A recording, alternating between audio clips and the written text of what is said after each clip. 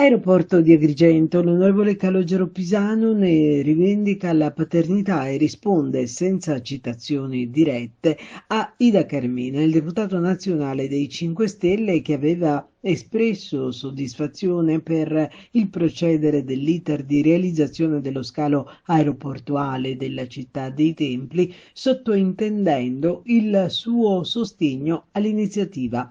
E Pisano affida ad un post le sue precisazioni e sottolinea di essere stato l'unico deputato agrigentino ad avere votato sì al decreto dell'aeroporto. E poi la frecciatina.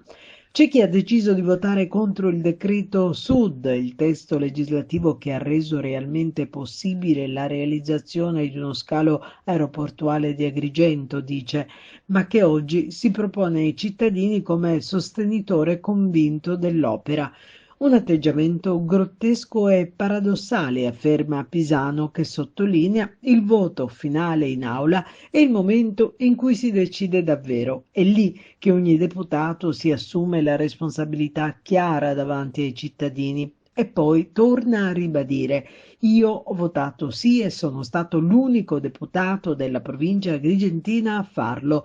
Gli agrigentini possono verificare tutto, dice, i voti sono pubblici, facilmente reperibili sul sito della Camera. Oggi, senza quel sì e senza la mia battaglia, evidenzia, non potremmo nemmeno parlare della possibilità di costruire un aeroporto ad Agrigento.